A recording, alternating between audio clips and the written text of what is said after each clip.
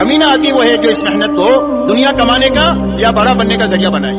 لیکن جب تک ہم باہر جا کر حفاظت کریں گے، جس طرح حضور صلی اللہ علیہ وسلم مکہ سے ہجرت فرما کر جب مکہ مکرمہ میں کام نہیں ہو سکا تو آپ ہجرت فرما کر مدینہ منورہ گئے اور وہاں آپ نے کام کیا. لہذا حفاظت کی نیت سے انہوں نے یہ اقدام اٹھایا ہے. اس کے علاوہ نہ کسی کی مخالفت ہے، نہ کوئی حب مال ہے، نہ حب جاہ ہے. یہ سارے وہ لوگ ہیں کہ جنہوں نے تبلیغ سے کوئی کمایا نہیں ہے، تبلیغ میں لگایا ہی. ہمارے سامنے تو یہ رہنا چاہیے کہ حضور صلی اللہ علیہ وسلم نے جب کام شروع کیا ہے تو اس وقت میں آپ نے کن حالات میں کام کیا، حضور پاک صلی اللہ علیہ وسلم پر کیا کیا حالات آئے ہیں کام کے راستے میں. تو جو آپ کے راستے میں آئے ہیں ہمیں وہ مانگنا تو نہیں ہے، اللہ سے عافیت ہی مانگنا ہے، لیکن ذہنی طور پر ہم کو یہ تیار رہنا ہے کہ اس قسم کا کوئی بھی حال ہمارے پر آئے گا تو ہم اس کو برداشت کریں گے اور برداشت کر کے سیرت کو اپنے ہاتھ سے چھوڑیں گے. محترم دوستو، یہ اتنا عالی کام اللہ تعالیٰ نے ہمیں عطا فرمایا ہے. اب اس کام کو اچھی طرح ہم کو سمجھنا ہے اور اپنے عملے کو بھی سمجھانا ہے کہ کام میں سب سے پہلے سمجھ کے ساتھ چلیں. اس لیے کہ ناسمجھی میں بعض مرتبہ ایسا قدم اٹھ جاتا ہے کہ آدمی جو ہے غلط کے ساتھ چمٹ جاتا ہے اور حق سمجھ کر چمٹتا ہے. آج آپ دنیا پر نگاہ ڈالو تو دنیا کی اکثریت انسانوں کی وہ ہے کہ جو ناحق کے ساتھ چمٹی ہوئی ہے اور حق سمجھ کر چمٹی ہوئی ہے. اور پتہ کب چلے گا؟ فرمایا موت کے وقت میں پتہ چلے گا، اور پتہ چلے گا کہ انجام کتنا برا ہو گیا. اس لیے فرمایا سب سے پہلی ضرورت ہماری اس محنت میں یہ ہے کہ اس محنت میں چلنے والا ہر نیا پرانا کام کی صحیح سمجھ کے ساتھ چلے. اور کام کی سمجھ صحیح پیدا ہونے کا راستہ اللہ کا تعلق ہے. جتنا اللہ سے تعلق ہمارا بڑھے گا اتنا کام کی سمجھ اللہ تعالی ہماری بڑھائیں گے. اسی کے ساتھ کام کی سمجھ کے حاصل کرنے کا راستہ ہمارے وہ پرانے علماء ہیں جو اس محنت میں جن کی ہڈیاں گل گئی ہے، یا ہمارے وہ پرانے ساتھی ہیں کہ جو بڑوں کے صحبت یافتہ ہے. فرمایا وہ ہے کہ جن سے کام کی صحیح سمجھ ہم کو ملے گی. اس لیے کہ کام کی صحیح سمجھ پیدا کرنے کے لیے ایک محنت ہے اور ایک صحبت ہے. یہ دونوں چیزیں ہوگی تو آدمی کے اندر کی سمجھ کامل ہوگی. محنت ہے، صحبت نہیں ہے تو آدمی کی سمجھ کامل نہیں ہوگی. اس لیے صحبت کے سمجھ کے کامل ہونے کے لیے ضروری ہے کہ محنت سے بھی گزرے اور آدمی صحبت سے بھی گزرے. تو جو صحبت یافتہ لوگ ہیں ان کے ذریعے سے کام کی صحیح سمجھ اور کام کی اونچ نیچ کو اچھی طرح سمجھنا، تاکہ ہم حق پر چلیں اور حق پر جیے اور حق پر مریں. اسی لیے حضور صلی اللہ علیہ وسلم کی مسنون دعا میں ہے اللہم ارنا الحق حقا وارزقنا اتباعہ وارنا الباطل باطلا وارزقنا اجتنابہ. اے اللہ، حق کا حق ہونا سمجھا دے اور اس پر چلنے کی طاقت عطا فرما دے. یہ دو نعمتیں ہیں مستقل. ایک حق سمجھ میں آنا، یہ مستقل ایک نعمت. پھر حق پر چلنے کی طاقت پیدا ہونا، یہ مستقل ایک نعمت. ایسا ہی باطل کا باطل ہونا سمجھ میں آئے، یہ ایک مستقل نعمت. اور پھر باطل سے بچنے کی طاقت پیدا ہو، یہ مستقل نعمت. اس لیے کہ دنیا میں یہ اغراض کی دنیا ہے جس میں بہت سارے عوارض ایسے ہوتے ہیں کہ آدمی حق سمجھ کر کے بھی حق پر نہیں چل پاتا. پتہ نہیں کیا کیا عوارض ہوتے ہیں. ایسا ہی ایک چیز باطل ہے لیکن اس کے ساتھ باطل سمجھ کر چمٹا ہوا ہوتا ہے عوارض کی وجہ سے، اور آدمی ہمت نہیں کر پاتا. یہاں تک کہ جب انجام آتا ہے تو اس وقت میں خون کے آنسو ہوتا ہے اور اس کے آنسو کا پوچھنے والا کوئی نہیں ہوتا. اس لیے میرے محترم دوستو، ہمارا یہ کام ہے اور ہمارے یہ کام کی یہ بنیادیں. الحمدللہ ثم الحمدللہ، یہ پورا کام اپنی صحیح بنیادوں کے ساتھ اور اپنے صحیح اصولوں کے ساتھ اور ساری بد پرہیزیوں سے بچتے ہوئے 3 بزرگوں کے زمانے میں یہ چلتا رہا. مولانا الیاس صاحب رحمۃ اللہ علیہ سے اللہ نے کام کو شروع فرمایا اور مولانا الیاس صاحب نے اپنے آپ کو بھی مٹا دیا اور جو کچھ ان کے پاس تھا اس کو بھی لگا دیا. اور اتنا لگایا کہ نظام الدین میں فاقے آ گئے کہ گلر کے سوا روزہ کھولنے کے لیے کچھ نہیں ہے اور افطاری کے لیے بھی کچھ بھی نہیں ہے. اتنا لگا. اس لیے تو محنت لگانے کے لیے ہی ہے، بنانے کے لیے نہیں ہے. کمانے کے لیے دنیا پڑی ہے، پیسہ بنانے کے لیے. یہ محنت دعوت کی تو لگانے ہی کے لیے ہے. کمینہ آدمی وہ ہے جو اس محنت کو دنیا کمانے کا یا بڑا بننے کا ذریعہ بنائے. اس لیے میرے دوستو، ایک تو مولانا الیاس صاحب رحمۃ اللہ علیہ نے اپنے آپ کو بھی مٹایا اور اپنے پاس جو تھا اس کو بھی لگا دیا. اور کام کے سوا ان کے ذہن میں کچھ بھی نہیں تھا ایک مرتبہ امت سنبھل جائے، ایک مرتبہ امت جو ہے وہ راہ راست پر آئے۔ اس کے بعد مولانا یوسف صاحب رحمۃ اللہ علیہ کو اللہ تعالیٰ نے مولانا الیاس صاحب کے بعد میں موقع دیا، اور سن 44 میں مولانا الیاس صاحب رحمۃ اللہ علیہ کا انتقال ہو گیا۔ تقریباً 26 میں کام شروع ہوا ہے، تقریباً 18 سال کام کا موقع ملا، جس میں اپنے آپ کو مٹایا بلایا اور اللہ ایک کام کو دھکا دے کر کے گئے۔ اس کے بعد میں 44 میں انتقال ہوا۔ اس کے بعد مولانا یوسف صاحب رحمۃ اللہ علیہ کو مولانا الیاس صاحب کی بنائی ہوئی شورا کے ذریعے سے ان کو ذمہ دار طے کیا گیا کہ بھئی اب یہ ذمہ داری سنبھالیں، اور مولانا یوسف صاحب رحمۃ اللہ علیہ نے بھی پوری دنیا سے اپنے آپ کی نگاہ کو ہٹا کر پوری طرح آخرت کو اور امت کو سامنے رکھ کر اپنے آپ کو اتنا انہماک کے ساتھ لگایا کہ 4 مہینہ نظام الدین کی مسجد میں ایسے گزر جاتے تھے کہ ایک دیوار کے بعد مولانا کا گھر ہے اور 4 مہینے تک مولانا گھر نہیں جاتے تھے، اور جب مولانا گھر پر جاتے تھے تو گھر والوں کی عید ہو جاتی تھی کہ مولانا گھر میں آ گئے۔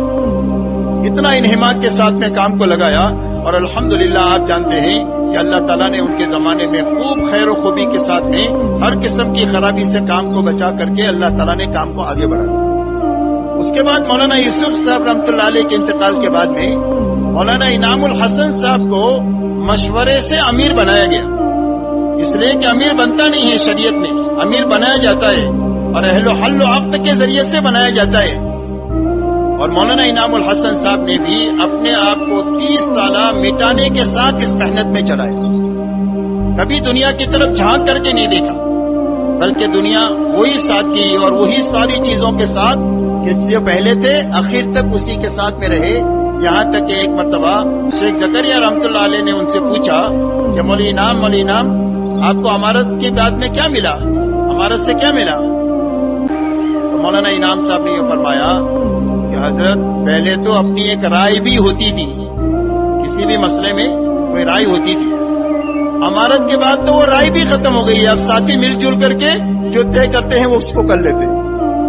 غرض یہ کہ باوجود اس کے کہ شرعی طریقے پر امیر بنانے کے، ان میں کہ کسی نے کسی وقت میں یہ نہیں کہا کہ میں امیر ہوں میری اطاعت کروں، آپ کو کسی کی زندگی میں یہ بات نہیں ملے گی، لیکن ان کی زندگیاں ایسی تھی کہ جس کے نتیجے میں پوری امت کو اللہ نے ان پر مجتمع فرما دیا۔ اور یہ تینوں بزرگوں کے دور میں الحمدللہ ثم الحمدللہ پورا کام، ایک جو پودا تھا مولانا الیاس صاحب کے زمانے میں مولانا انعام صاحب کی وفات تک ایک تناور درخت بن گیا، جس کی شاخیں دنیا کے سارے ملکوں میں پھیلی ہوئی، اور مولانا انعام صاحب کے 30 سالہ دور میں اللہ نے کام کو دنیا کے کونے کونے میں بالکل صحیح شکل میں پوری خرابیوں سے بچاتے ہوئے اور پوری اجتماعیت کے ساتھ میں اللہ نے پوری دنیا میں پھیلایا۔ الحمدللہ اللہ تعالیٰ نے اس پودے کو اتنا بڑھا دیا کہ ایک تناور درخت بن گیا۔ اب میرے دوستوں، مولانا انعام الحسن صاحب رحمۃ اللہ علیہ کے انتقال کے بعد ہمارے ممبر سے بجائے بنیادوں پر بات کرنے کے جزیات میں باتیں شروع ہوئی، اور بجائے کلیات میں بات کرنے کے فروعات میں باتیں شروع ہوئی۔ جو طاقت بنیادوں پر لگنی تھی وہ جزیات میں لگنا شروع ہوئی۔ اب ہمارا کام علاقائی کام تو ہے نہیں، اور ہمارا کام طبقاتی کام بھی نہیں ہے۔ علاقائی کام کہتے ہیں کہ بھئی ہندوستان کا کام ہے، بھئی ہندوستان کا کام تو ہے ہی نہیں، اور طبقاتی کام اس کو کہتے ہیں کہ بھئی یہ تاجروں کا کام ہے، یعنی نہ طبقاتی ہے نہ علاقائی ہے، ہمارا تو کام عالمی ہے اور پوری امت کو سامنے رکھ کر کے ہو رہا ہے۔ تو اس میں کوئی بھی بات ایسی چلے گی کہ جو عالم لے اور پوری امت اس کو لے۔ تو ایک علاقہ والا اپنی مرضی سے کوئی بات طے کرنا چاہے گا تو وہ نہیں ہو سکتی، اسی لیے مشورے کی طاقت رکھی گئی ہے۔ اور اسی لیے حضرت جی رحمۃ اللہ علیہ نے جو شورا بنائی تھی، وہ شورا میں جو 10 آدمی تھے اس میں اپنے یہاں کے بھی تھے، پڑوس کے بھی تھے اور بنگلہ دیش کے بھی تھے، اس لیے کہ یہ تینوں ملکوں کا کام معیاری کام ہے، اور جو کوئی بھی ایک آدمی ہو یا ایک جماعت ہو ہمارے اس ملک میں یا کہیں پر بھی وقت لگانے کے لیے آتے ہیں تو ان کی ترتیب یہ بنائی جاتی ہے کہ ایک ایک چلہ یہ تینوں ملکوں میں لگاوے۔ اس لیے پوری دنیا میں جو اجتماعات اور جوڑ ہوتے ہیں ان جوڑوں میں بھی جو جماعتیں جاتی ہیں وہ تینوں ملکوں کی ایک ساتھ مل کر جاتی ہے، یہاں سے بھی جماعت جائے گی، پڑوس سے بھی جائے گی، بنگلہ دیش کی بھی جماعت جائے گی، اور یہ تینوں جماعتیں ایک ساتھ مل جل کر اس اجتماع کو اور جوڑ کو کرے گی۔ اس لیے کہ اس میں سے 7 آدمی چلے گئے تھے، مولانا زبیر صاحب تھے، مولانا سعد صاحب تھے اور حاجی صاحب تھے، تو مولانا زبیر صاحب بھی الحمدللہ تیار ہو گئے تھے اخیر میں کہ بھئی اچھی بات ہے اس کو بنا لو. حاجی صاحب کو بھی خبر بھیجا. بہرحال یہ پورا 2 سال تک، اور مولانا زبیر صاحب کے انتقال کے بعد بھی 2 سال تک مسلسل کوشش ہوتی رہی کہ بھئی یہ شورا بن جائے اور اس شورا بن کر کے ان سارے مسائل کو اچھی طرح غور کرے اور جو نقصان دہ باتیں ہیں اس کو ختم کریں اور جو نئی باتیں جو باتیں ضروری ہے اس کو باقی رکھ کر کے پوری دنیا کے کام کو ایک نہج پر لانے کی کوشش کی. حاجی صاحب نے بھی اس کو قبول کیا اور پوری دنیا کے پرانے جو ہے وہ بھی اس پر متفق ہوئے کہ اس کی ضرورت ہے، اس کے بغیر ہمارا کام محفوظ نہیں ہو سکتا ہے. اور اس کے ساتھ میں افہام و تفہیم کی پوری کوشش ہو گئی اور کوشش کے ساتھ ایک شورا بنی 13 آدمیوں کی. بہرحال وہ بھی تسلیم نہیں ہوئی. اب تسلیم نہ ہونے کی کیا وجہ ہے وہ تو اللہ ہی جانے. بظاہر اس میں ہمیں تو کوئی بات سمجھ میں نہیں آتی ہے کہ کام کے نقصان کی بات ہو. بظاہر اس میں تو کام کے نفع ہی کی بات ہے کہ بھئی تینوں ملک والے آپس میں مل جل کر کوئی بات کو طے کرے اور ایک صحیح رخ سے اس کام کو دنیا میں چلائے. بہرحال یہ بات بگڑنا شروع ہوئی اور پھر اس کے بعد شور شرابہ، مار پیٹ، خون خرابہ اور پتہ نہیں جو کچھ ہوا وہ آپ کے سامنے. اب یہ ساری کوششیں پوری طریقے سے ہوتی رہی لیکن اس کا کوئی اثر ہوا نہیں اور آئندہ بھی اس کا کوئی امکان بچا نہیں. تو جا کر کے ہمارے بڑوں نے یہ فیصلہ کیا کہ اب موجودہ جو صورتحال ہے کہ جس میں کام خطرات کی طرف جا رہا ہے اور ہمارے علماء اور مشائخ بھی ہمارے کام سے جو ہے وہ غیر مطمئن ہوتے جا رہے ہیں، ایسے وقت میں اس رخ کے ساتھ چمٹے رہنا یہ کام کی حفاظت میں نہیں ہے بلکہ کام کے لیے نقصان دہ پہلو ہے. اب کام کی حفاظت کا کیا راستہ؟ زیادہ کام کی حفاظت کے لیے انہوں نے یہ طے کیا کہ اب جب حفاظت کا اسباب نظام الدین میں پیدا ہو جائیں گے تو دوبارہ ہم واپس آ جائیں گے، لیکن جب تک ہم باہر جا کر حفاظت کریں گے جس طرح حضور صلی اللہ علیہ وسلم مکہ سے ہجرت فرما کر جب مکہ مکرمہ میں کام نہیں ہو سکا تو آپ ہجرت فرما کر مدینہ منورہ گئے اور وہاں آپ نے کام کیا. لہذا حفاظت کی نیت سے انہوں نے یہ اقدام اٹھایا ہے. اس کے علاوہ نہ کسی کی مخالفت ہے، نہ کوئی حب مال ہے، نہ حب جاہ ہے. یہ سارے وہ لوگ ہیں کہ جنہوں نے تبلیغ سے کوئی کمایا نہیں ہے، تبلیغ میں لگایا ہی. بہرحال یہ یہاں تک یہ بات پہنچی. اب میرے محترم دوستو اس میں اس وقت کا جو تقاضا ہے کہ ایک تو کام کو اچھی طرح سمجھ کر خود بھی کام کے ساتھ جڑنا اور اپنے عملے کے ساتھ میں عملے کو بھی کام کے اندر میں جوڑنا. ہمارے سامنے تو یہ رہنا چاہیے کہ حضور صلی اللہ علیہ وسلم نے جب کام شروع کیا ہے تو اس وقت میں آپ نے کن حالات میں کام کیا، حضور پاک صلی اللہ علیہ وسلم پر کیا کیا حالات آئے ہیں کام کے راستے میں. تو جو آپ کے راستے میں آئے ہیں ہمیں وہ مانگنا تو نہیں ہے، اللہ سے عافیت ہی مانگنا ہے، لیکن ذہنی طور پر ہم کو یہ تیار رہنا ہے کہ اس قسم کا کوئی بھی حال ہمارے پر آئے گا تو ہم اس کو برداشت کریں گے اور برداشت کر کے سیرت کو اپنے ہاتھ سے چھوڑیں گے نہیں. جب سیرت پر عمل کریں گے تو آپ دیکھ لو سیرت تو اتنی طاقتور ہے کہ 23 سال کے عرصے میں جو جان لیوا تھے وہ جان دینے والے بن گئے اور اللہ تعالیٰ نے سارے نظام کو ٹھیک کر دیا. رحمت اللہ علیہ کے انتقال کے بعد میں حضرت جی رحمت اللہ علیہ نے جو شورا بنائی تھی اس شورا میں سے 10 آدمی تھے، اس 10 میں سے 5 نظام الدین میں تھے. تو مولانا میاں جی محراب اور مولانا عمر صاحب رحمت اللہ علیہ کے انتقال کے بعد میں یہ 3 بچے، مولانا اظہار صاحب، مولانا زبیر صاحب اور مولانا سعد صاحب. اور یہ مولانا اظہار الحسن صاحب بڑے تھے تو وہ خود ہی چلا رہے تھے مشورے کو، لیکن ان کے انتقال کے بعد میں مولانا زبیر صاحب اور مولانا سعد صاحب یہ دونوں باری باری فیصل بن کر کے ہی مشورے کو چلاتے تھے کہ 3 دن مولانا زبیر صاحب فیصلہ کرتے تھے، 3 دن مولانا سعد صاحب کرتے تھے. تو یہ مشورے کی ترتیب ہے پوری دنیا میں کہ شورا سے کام چلے گا اور فیصل کی تبدیلی کے ساتھ چلے گا. اب اس میں بعض مرتبہ ایسا بھی ہوتا ہے کہ بھئی شورا کی جماعت جو ہے اس کے اندر ساتھی کچھ کم ہو گئے، جیسے حضرت جی رحمت اللہ علیہ نے 10 آدمیوں کی شورا بنائی تھی جس میں سے 8 کم ہو گئے، 2 ہی بچے. ایسا ہی ملکوں میں بھی ہوتا ہے کہ بھئی کسی جگہ 4 ساتھی ہے، 5 ساتھی ہے، کسی ساتھی کا انتقال ہو گیا، کوئی ملک چھوڑ کر چلا گیا یا کوئی معذور ہو گیا یا کوئی کسی وجہ سے دعوت کا کام چھوڑ کر بیٹھ گیا تو پیچھے کوئی ایک بچ جاتا ہے. تو جو ایک بچ جاتا ہے وہ ذمہ دار نہیں بن جاتا، وہ امیر نہیں بن جاتا. اسی کوئی ترتیب نہ شریعت میں ہے اور نہ سیرت میں اس کی کوئی آپ کو مثال ملے گی.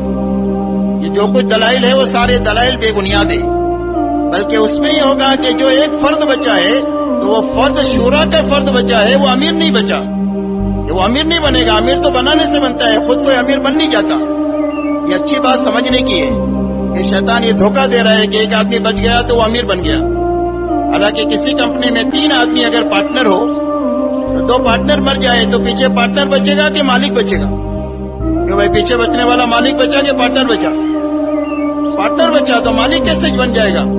تو یہ جو ہے وہ یہ بے بنیاد باتیں ہی. تو اس لیے یہ ترتیب ہے کہ بھئی اگر ایک آدمی بچا ہے تو شورا کی تکمیل ہو جائے، اور شورا کی تکمیل ہو کر کے پھر اس کے بعد میں بحسن خوبی اس کام کو چلائے. بہرحال فرمایا سب سے پہلی بنیاد جو ہے یہ مشورہ ہے، اور مشورہ اس بنیاد پر ہوگا، ان چیزوں سے بچ کر ہوگا. اگر مشورہ ختم ہو گیا یا مشورے کا رخ بدل گیا تو اس کا سب سے پہلا اثر جو ہوگا وہ اجتماعیت پر پڑے گا. اس لیے کہ کام کرنے والے عملے کو سمیٹے رکھنے کی اور جوڑے رکھنے کی جو سب سے بڑی طاقتور ہے اور قوت حاکمہ ہے وہ مشورہ ہے. جو مشورہ سب کو جوڑ کر کے رکھتا ہے جب صحیح بنیادوں پر ہوتا ہے. اب مشورہ ختم ہو جائے یا اس کا رخ بدل جائے تو اس کا سب سے پہلا اثر جو پڑے گا وہ اجتماعیت پر پڑے گا. اسی لیے مولانا الیاس صاحب رحمۃ اللہ علیہ نے فرمایا کہ دوسری بنیاد جو ہے وہ اجتماعیت ہے. دوسری بنیاد جو ہے وہ اجتماعیت ہے کہ جتنے کام کرنے والے ہیں وہ حق پر مجتمع ہو. اجتماعیت حق پر جمع ہونے کا نام ہے چاہے تھوڑے ہوں، اور باطل پر جمع ہونے کا نام تفرقہ ہے چاہے لاکھوں کروڑوں ہوں. اسی لیے قرآن کہہ رہا ہے تحسبهم جميعا وقلوبهم شتى، کہ آپ کو یہ بڑا مجمع اور بھیڑ نظر آئے گی لیکن اندر سے یہ سارے کے سارے پھٹے ہوئے ہیں. قرآن کہہ رہا ہے ان کے اندر میں جوڑ نہیں ہے، یہ تفرقہ ہے، اندر سے دل پھٹے ہوئے ہیں. اس لیے فرمایا حق پر مجتمع ہونا یہ سب دوسری بنیاد ہے کہ جو کام کرنے والے ہیں وہ حق پر مجتمع ہو. اس لیے کہ اجتماعیت بہت بڑی طاقت ہے، اور اجتماعیت اللہ کی مدد کو کھینچ کر لانے والی چیز ہے، اور اجتماعیت اس امت کے لیے سب سے بڑی رحمت ہے، اور اس امت کا افتراق اس امت کے لیے سب سے بڑا عذاب ہے.